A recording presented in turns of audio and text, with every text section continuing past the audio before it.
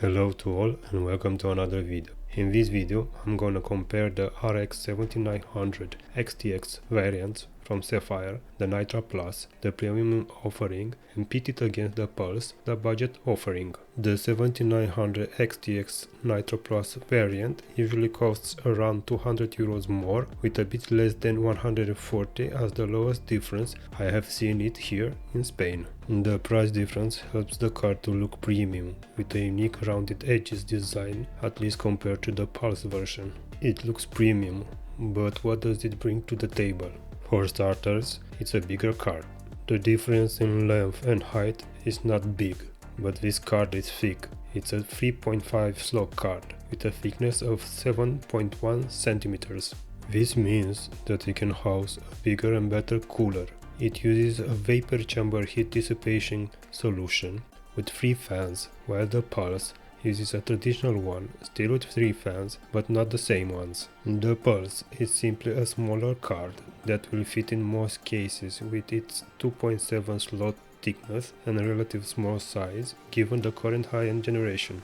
The Pulse lacks RGB, but both cards use the same 3 8-pin connectors. As it can be seen, the cooling solution is a more basic one when compared to the Nitro Plus, but it does its job. When it comes to undervolting, I set core voltage at 1110, maximum clocks at 3050 and minimum clocks at 2600, and increase the power limit by 15%. Anything above the frequency or trying to lower the core voltage will crash in Starfield, as can be seen on the screen. These are the GPU settings that will be used for testing alongside the default ones. All games tested are with max settings at 1440p without motion blur or film grain. What you see now on the screen is a side-by-side comparison in a Plague Tale Requiem. I'm pointing to some values displayed by MSI Afterburner to showcase what those mean alongside the GPU settings. The fan curve is the same for both cards. The Nitro Plus fans are spinning at lower RPMs, as it can be seen by looking at the pointed values, thus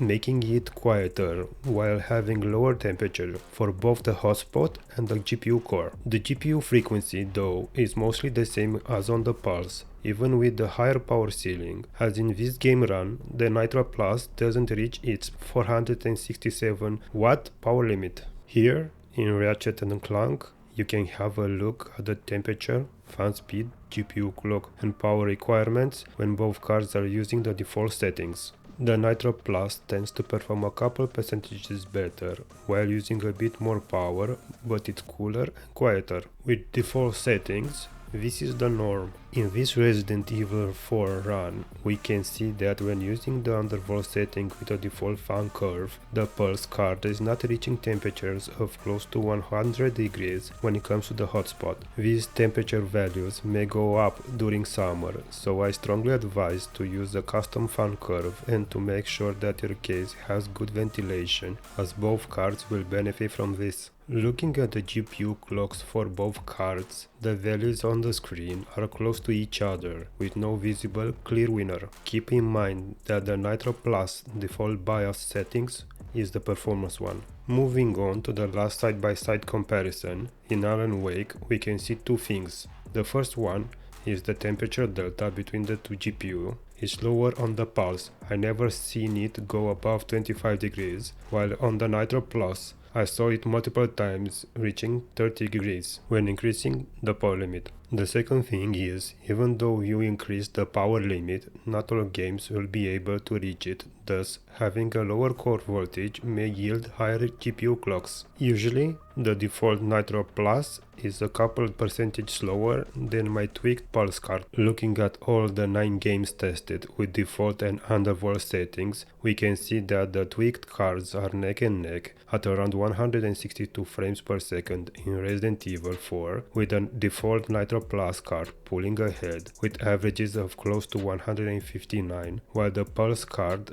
had an average of 155 frames per second. In A Plague Tale, as the GPUs never reach their power limit, the difference comes from which card could maintain the higher frequency, and for some reason the Pulse card was a bit ahead, but by a small margin. The Pulse had an average of 85.5 and 84.8 when in undervolted and with default settings, while the Nitro was sitting at 84 and 83.1 respectively. Control is the game that puts the Nitro Plus in the spotlight as the clear winner.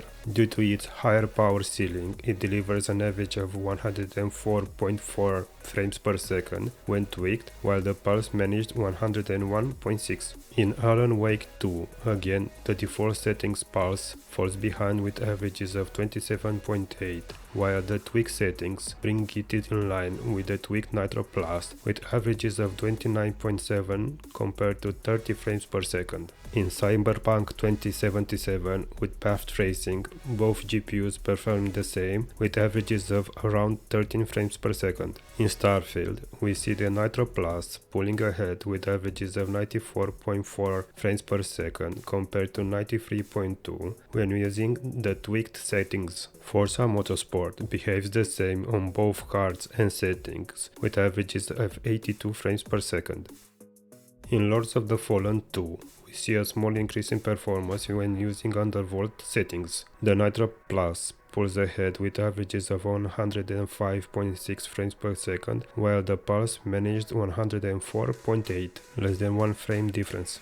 In Ratchet & Clank, the last game that I compared the two cards, the undervolted Nitro Plus pulled ahead of the pack with averages of 82.4 frames per second, while the Pulse managed 81.1. The default settings saw the two cards practically tied at around 80.5 frames per second. The Nitro Plus enjoys a small performance improvement over the Pulse, though this is not thanks to its RGB, but mostly due to its higher power ceiling. I was stating that the Nitro's cooling solution is cooler and quieter, and here's the proof.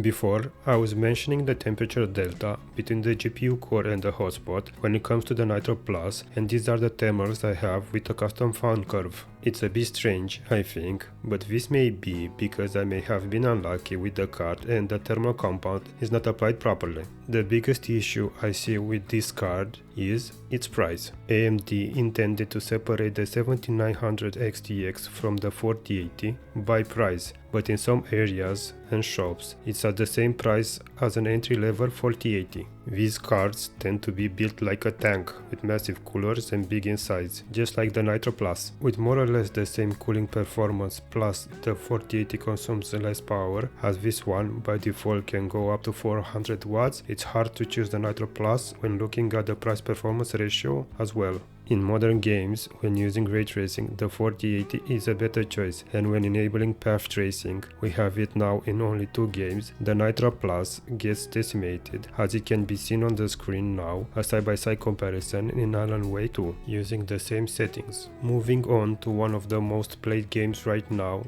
Cyberpunk 2077, the Nitro Plus falls on its knees. This game is designed around Nvidia hardware, so it is expected that the AMD cards will be slower, but unfortunately the performance gap is huge. You need to lower some settings for ray tracing to have more than 60 frames per second, or set upscaling to balanced to enjoy a console-like experience when enabling all the eye candy that this game can offer. And to add more salt to the wound, some swear that Nvidia DLSS is better than native, an opinion that I don't share, but generally agree that it provides a better image quality than FSR. Moving on to Starfield, an AMD sponsored title, we see now that the 4080 and the Nitro Plus are basically tied, though in most games, if you want raster performance, the 7900 XTX tends to have the upper hand and delivering more frames. The issue is, the 4080 is good at raster as well. I didn't encounter a game where it fell apart. It may perform worse than a 7900 XTX, but never brought to its knees. So,